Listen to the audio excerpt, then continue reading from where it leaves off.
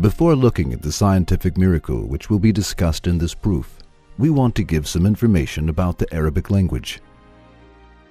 With the help of this information, the scientific miracle to analyze will be understood better. The words in the Arabic language are divided into two categories in terms of gender. The words that are used for female beings are called mu'unes, feminine. The words that are used for male beings are called muzakkar, masculine. In Arabic language, things are either mu'unes, feminine, or muzakkar, masculine, whether they are animals, plants, objects, or verbs. So, in Arabic, verbs are also divided into two as female or male.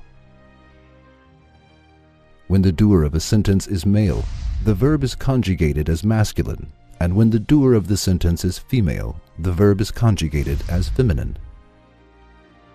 That is, there is coherence between the verb and doer in terms of gender. After this information, now let us pay attention to the verses 68 and 69 of the chapter of An-Nahl. And thy Lord taught the bee to build its cells in hills, on trees, and in men's habitations. Then to eat of all the produce of the earth, and find with skill the spacious paths of its Lord. There issues from within their bodies a drink of varying colors, wherein is healing for men. Verily, in this is a sign for those who give thought.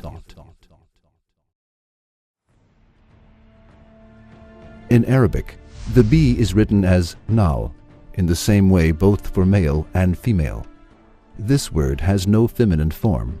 However, the Qur'an uses the feminine form of the verb when it gives information about the inspiration which is given to the bee and what the bee does.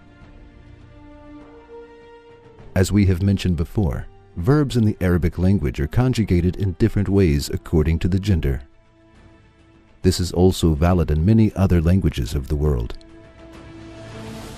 When what the bee does is narrated in the Qur'an, the verb is conjugated in the feminine form.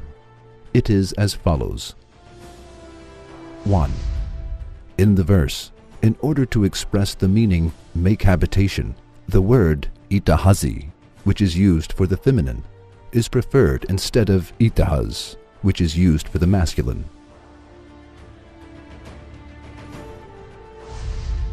2. In the verse, in order to express the meaning eat of all fruits, the word of kuli, which is used for the feminine, is preferred instead of kul, which is used for the masculine. 3. In the verse, in order to express the meaning follow the ways of your Lord, the word of yusluki, which is used for the feminine, is preferred instead of yuslik, which is used for the masculine. 4. In the verse, the pronoun there in the sentence, there comes forth from their bellies, is expressed with the word ha, which refers to the feminine, instead of the word hu, which refers to the masculine. So, the deeds which are mentioned by the Qur'an as making habitation, that is, building the honeycomb, eating of all fruits in order to collect the nectar, following the ways of Allah, which is inspired and giving the honey from bellies, are performed by the female bee. That is, the doer of all deeds here is the female bee. So what do scientists say about this news given 1400 years ago?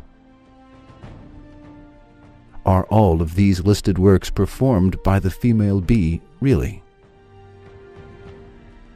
Now, listen to the words of scientists on this subject and hear what they say. They say that all deeds that the Qur'an mentions are performed by worker bees, which are female bees. There is no connection with the deeds which are mentioned by the Qur'an and the male bees.